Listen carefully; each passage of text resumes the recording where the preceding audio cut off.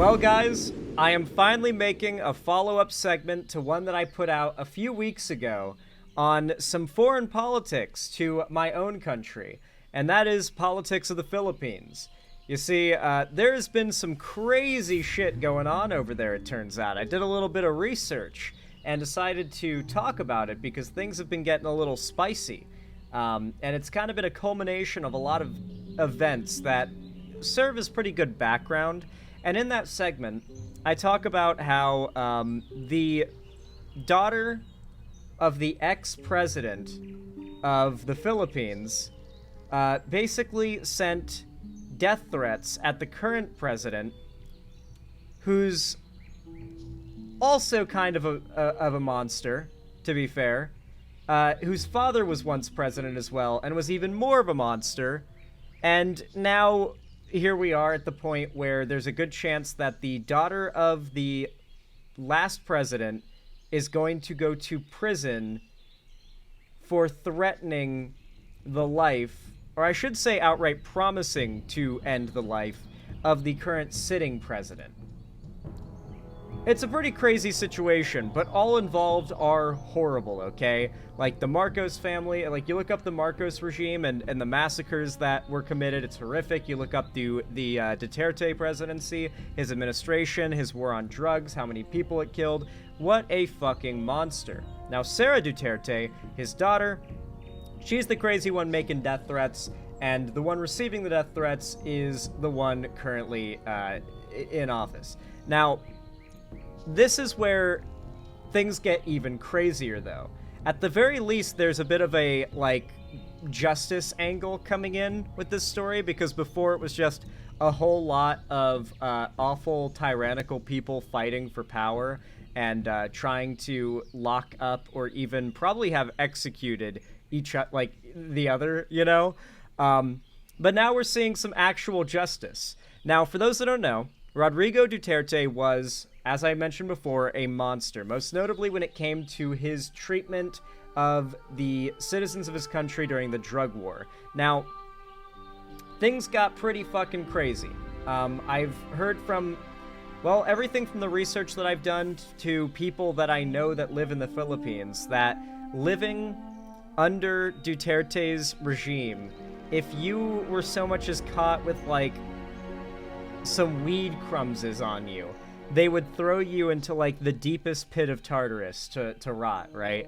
And they might even just, like, kill you and you never turn up, because why even bother with all that? There was a lot of police brutality deaths that came out of Duterte's drug wars. So horrifically, by the way, that the ICC, the International Criminal Court, deemed Rodrigo Duterte a criminal.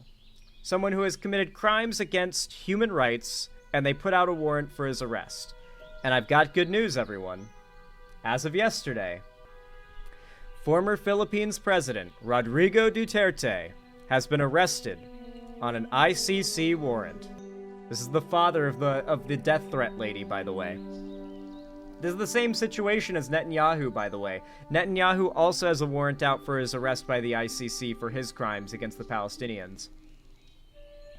Former Philippines President Rodrigo Duterte was detained on Tuesday under an International Criminal Court arrest warrant, which accused him of crimes against humanity in connection with the brutal, quote, war on drugs, unquote, he led while in office, the Philippines Presidential Communications Office said. Members of the Philippine National Police met the former president as he arrived in Manila, the capital, on a flight from Hong Kong, the office said. Duterte carried out an extensive war on drugs after taking office in 2016. Independent rights organizations have accused him of overseeing a crusade of extrajudicial killings, many of which were alleged to have been carried out by so-called death squads. Yeah, so this is what I was referring to earlier, by the way. Like, instead of just getting arrested and, like, executed by the books, you might just get disappeared by the death squads. That was a pretty frequently occurring event. Not like the norm, but it was frequently occurring enough that, well, I think it was more than 12,000 people were thought to have been killed at least, according to the Human Rights Watch. And that's a lot of people. So this was definitely a frequent thing. Hmm. I didn't know that Jon Stewart had interviewed a journalist on this topic recently. Okay, thank you for the recommendation, Noct. Duterte carried out an extensive war on drugs and sent out his death squads. More than 12,000 people, so at least 12,000, were thought to have been killed by these death squads, according to the Human Rights Watch.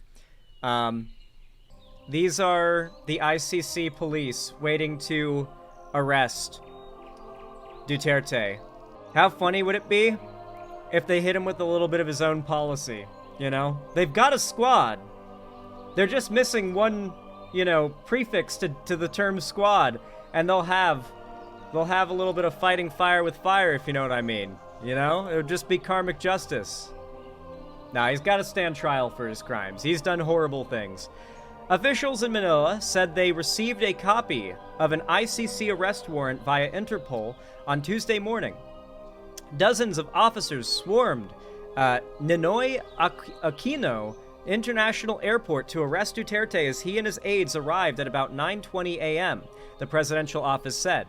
The former president and his entourage are in good health and have been examined by government doctors, the office said in a statement posted on social media in Filipino. They have assured that he is in good condition. The ICC began an investigation into Duterte's war on drugs in September 2021. The Philippines government that year sought to put an end to the probe, a request that was denied in 2023 by Karim A.A. Khan, the ICC prosecutor, according to his office. So they tried to say, how about you just let us go? You know, how about you just let us, like, get away with all that? And they were like, no, you're not getting away with it. And they were like, oh, dang. And now they're getting arrested. I should say, he is getting arrested. My nose will not stop itching. I'm kind of tweaking out right now. Khan, in rejecting the request, pointed to an investigation by the Philippine Commission on Human Rights into police and state activities carried out under the war on drugs between 2016 and 2021. That investigation found that the government, quote, failed in its obligation to respect and protect the human rights of every citizen, in particular, victims of drug-related killings, and has encouraged a culture of impunity that shields perpetrators from being held to account, Khan wrote, citing the rights group. The ICC focused its investigation on Duterte's actions between 2011, when he was a local mayor, and 2019. During those years, Duterte and other high-level government officials, quote, reportedly encouraged, supported, enabled, and excused the killing of drug users and drug dealers. Wow, so it was really, as radical as I thought it was. I had people correct me, saying it wasn't as radical as just straight-up executing drug dealers and drug addicts on the spot, but apparently it very much was. Hey Xanderhall, off topic, but do you use YouTube Music? Please say something. I'm offering you my Helldivers 2 playlist. I mean, occasionally I use YouTube, like, for music. Like, I listen to music on YouTube, but I don't use any, like, special app for it by any means, no. I'm not interested in any playlists right now. I appreciate the offer, but we're talking politics right now, my friend. Quote, as a lawyer and a former prosecutor, I know the limits of the power and authority of the president. I know what is legal and what is not, he said in that address. My adherence to due process and the rule of law is uncompromising. Now, I need you to understand, who is probably genuinely shitting her pants right now? Sara Duterte. We talked about her before, but her father is now being taken to The Hague, right? He's being put on trial. And now, Sara Duterte, his daughter, is already in deep shit, but no longer has her ex-president father around to offer any level of protection. And she's wanted by the government of the Philippines right now. Like, she's on the run as far as I know. Yeah, apparently, yeah, she's VP. So, this is the funniest thing, okay? I need to break this down for you guys, okay? If you're not American, I understand that non-American politics can be complicated. So let me Let me break this down for... Let me break it down for you, Mark, as my nose itches off the chain. So let me break it down for you. So first, you had President Rodrigo, okay? And Rodrigo was known for the war on drugs, okay? And a lot of people died. It was super awful, super evil, okay? He was an awful president. He was really bad, okay? Don't get me wrong. And then there was also, what was his name? Fuck it. What was his first name? Why am I blanking on it right now? What was Marcos What was Marcos's first name? Why am I blanking on it?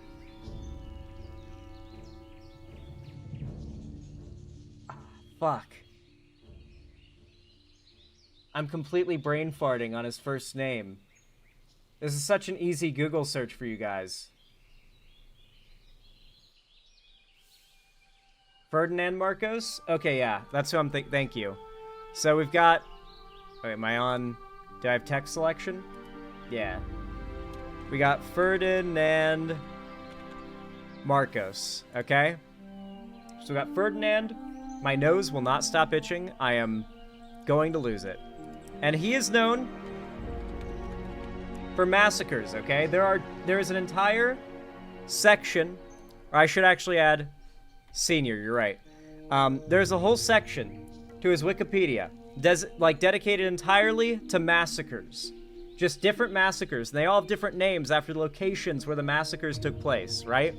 Now, Rodrigo had a daughter, okay? And that daughter